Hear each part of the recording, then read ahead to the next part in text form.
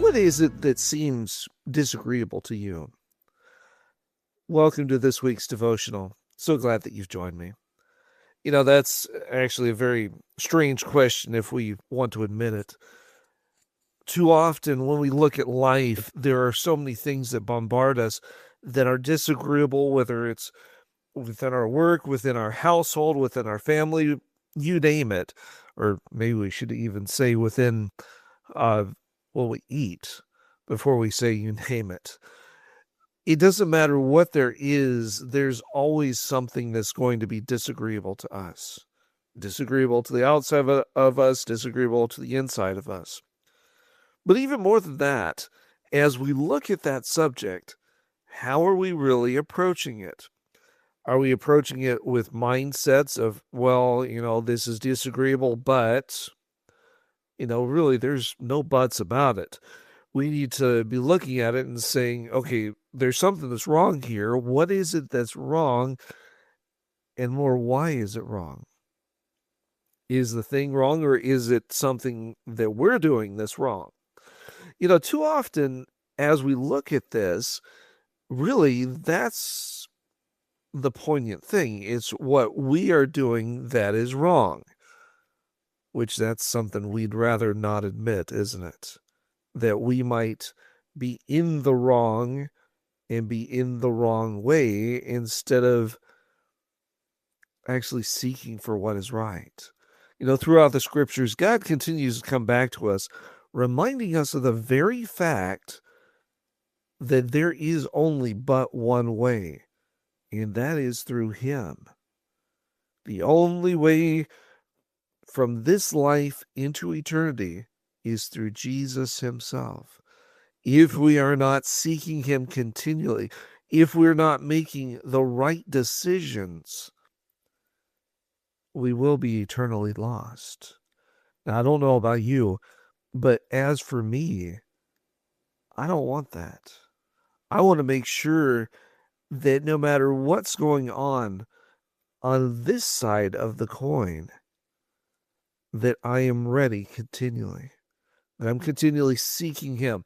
And to be honest with you, that's my prayer for each one of you that are listening right now. What are we doing to actually encourage each other, actually challenge each other to make sure that not just personally, but we collectively, as a family of faith, are actually ready for what Jesus is doing, for how He's leading and how He's guiding us through this life and into the ages of eternity. Now, I want to challenge you on this point. If we're not making the choice to make the choice now, then the choice will be made for us. Because in the end, there is only two choices. Either we'll be forever remembered, we'll be with Jesus together forever, or we'll be forever forgotten. The Bible pictures it as this, as though we were never, ever in existence at all. And that feels really strong, doesn't it? But, even with talking about that, that actually brings us into this week's devotional verse, which is found in Joshua chapter 24 in verse 15.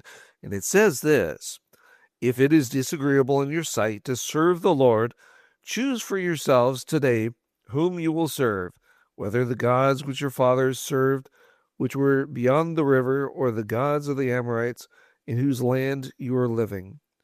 But as for me and my house, we will serve the Lord."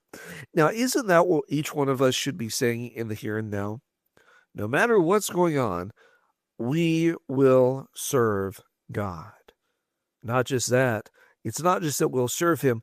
We will serve Him with a heart. We will serve Him with an attitude that is ready to give an account for what He has done.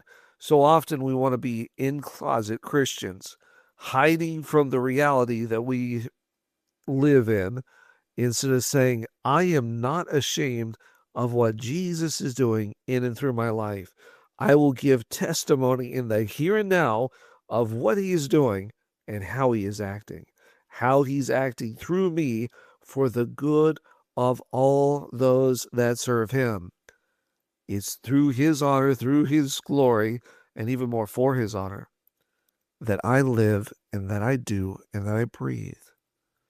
We should be praising Him at every single turn, being ready to give an account for what we believe, how we believe, and the surety of what He's continually doing in and through us. Let's remember that as we continue on in this next week, in these next months, and up to the time that Jesus comes to make all things new, and we're living together forever through the ceaseless ages of eternity. Thank you so much for joining me. I look forward to seeing you next time as we continue to study God's Word together. God bless.